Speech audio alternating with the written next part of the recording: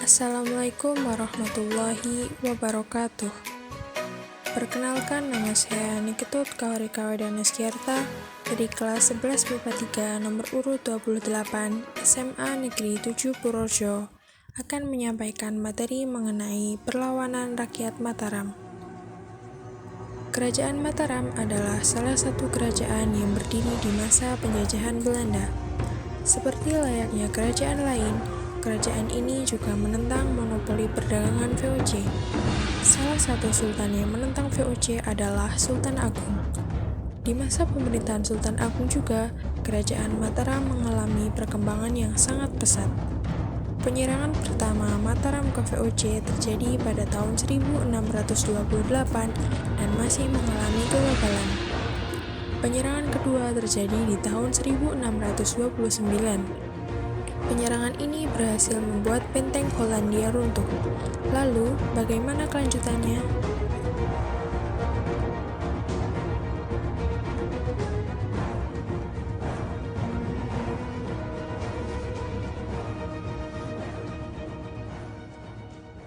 Sultan Agung merupakan anak pertama dari Prabu Hadi Hanyokroowati dan Ratu Mas Adityah Poonowati, putri dari Prabu Wijaya.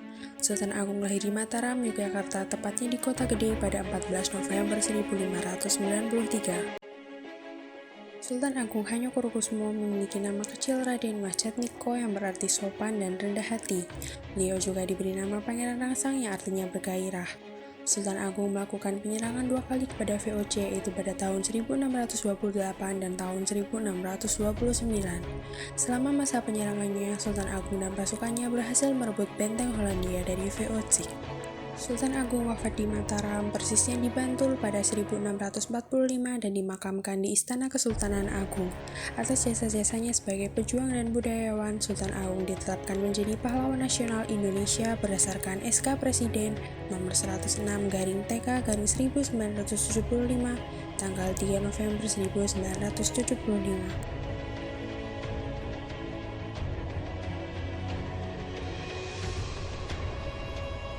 Ada beberapa alasan mengapa Sultan Agung merencanakan serangan ke Batavia, antara lain: 1. Tindakan monopoli yang dilakukan oleh VOC. 2. VOC sering menghalang-halangi kapal-kapal dagang Mataram yang akan berdagang ke Malaka. 3. Keberadaan VOC di Batavia telah memberikan ancaman serius bagi masa depan Pulau Jawa. 4. VOC menolak untuk mengakui kedaulatan Mataram.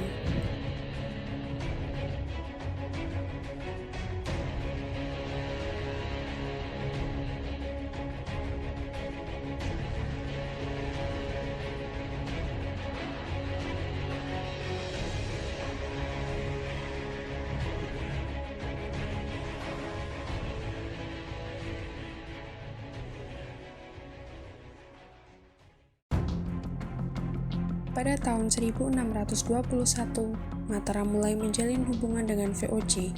Kedua pihak saling mengirim duta besar. Akan tetapi, VOC ternyata menolak membantu saat Mataram menyerang Surabaya.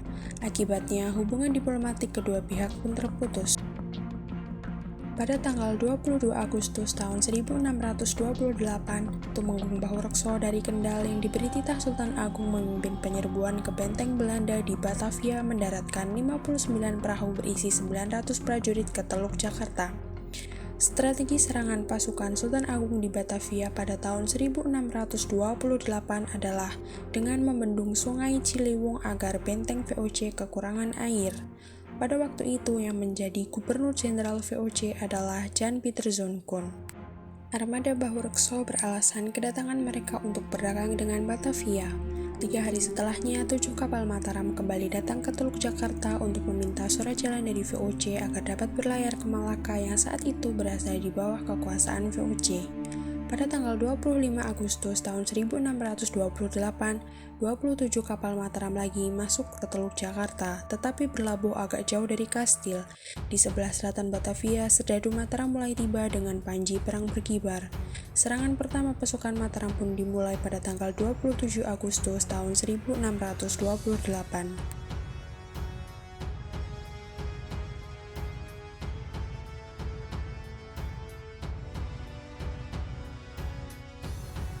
Kerajaan Mataram menyatakan keinginannya menyerang Batavia. Esok harinya terhitung 10.000 prajurit Mataram memasang kuda-kuda di depan Batavia. Pasukan Mataram menyerang benteng kecil Hollandia di sebelah tenggara kota. Namun, satu kompi pasukan VOC berkekuatan 120 prajurit di bawah pimpinan Letnan Jacob van der Blyten mampu menghalau serangan prajurit Mataram. Serangan Mataram kian gencar. Pasukan kedua yang dipimpin Tumenggung Suro Agul-Agul yang dibantu oleh Pangeran Mandurorejo dan Upasanta tiba di Batavia pada bulan Oktober. Dan datang pula laskar orang Sunda di bawah pimpinan Adipati Ukur. Kini 10.000 prajurit mengepung Batavia. Pada 21 Oktober tahun 1628, hampir seluruh pasukan VOC di Batavia dikerahkan untuk melakukan serangan pada Mataram. Kekuatan pasukan VOC itu sekitar 2.866 serdadu. Komandannya adalah Letkol Jacques Lefebvre, terdiri dari pasukan avant-garde terdiri dari 3 regu yang dipimpin oleh Kapten Dietlof Spech, Gijsbert van Londestedt, dan Kapten Adrian Antonitsch, yaitu Komandan Garnison Benteng Batavia, batalion di bawah Mayor Vogel dan pasukan Arerynkerk. Perang besar pecah di Benteng Hollandia. Pada akhirnya pasukan Mataram memilih mundur dan kembali ke kerajaannya. Mundurnya perlawanan Mataram terhadap Belanda di Batavia disebabkan oleh beberapa hal, yaitu kalah persenjataan, stamina pasukan terkuras, dan kekurangan bahan makanan. Tumenggung Bahurekso gugur dalam pertempuran tersebut. Dengan demikian, serangan tentara Sultan Agung pada tahun 1628 itu belum berhasil. Sultan Agung kembali mengirim pasukan untuk menyerang VOC dengan strategi baru karena belajar dari kekalahan sebelumnya. Strategi yang diterapkan diantaranya memperkuat armada militer, meningkatkan jumlah persenjataan, dan membangun lumbung makanan di Tegal dan Cirebon. Namun, pihak VOC yang menggunakan mata-mata berhasil menemukan dan memusnahkan semuanya. Hal ini menyebabkan pasukan Mataram kurang perbekalan, ditambah wabah penyakit malaria dan kolera yang melanda mereka sehingga kekuatan pasukan Mataram tersebut sangat lemah ketika mencapai Batavia. Pada tahun 1629, pasukan Mataram diberangkatkan menuju Batavia. Penyerangan ini dipimpin oleh Tumenggung Singaranu, Kiai Dipati Juminah, Dipati Boger, dan Dipati Purbaya. Pasukan Mataram berangkat dalam 2 gelombang. Pasukan pertama dipimpin Adipati Ukur berangkat pada akhir Mei tahun 1629, sedangkan pasukan kedua dipimpin Adipati Juminah berangkat pada 20 Juni 1629, dan pada bulan Agustus pasukan Mataram ditargetkan telah di Batavia. Pasukan Mataram berhasil mengepung dan menghancurkan benteng Hollandia. Berikutnya, pasukan Mataram mengepung benteng Bomel tetapi gagal menghancurkan benteng tersebut. Saat kerajaan Mataram mengepung benteng Bomel, terdengar berita jika Jenderal VOC saat itu yaitu Jan Pieter Zonnekoon sudah meninggal. Kejadian ini terjadi pada tanggal 21 September tahun 1629. Dalam situasinya yang sudah sangat kritis, Belanda semakin parah dan semakin brutal dalam menghadapi serangan Mataram. Dengan menyiapkan persenjataan yang lebih baik dan lengkap, Belanda dapat menangkal serangan dari Mataram. Pasukan Mataram semakin lemah dan akhirnya ditarik mundur kembali ke Mataram. Dengan kegagalan pasukan Mataram, VOC semakin ingin untuk terus memaksakan monopoli dan memperluas pengaruhnya di daerah-daerah lain. Namun, VOC selalu khawatir dengan kekuatan tentara Mataram yang semakin lama semakin kuat.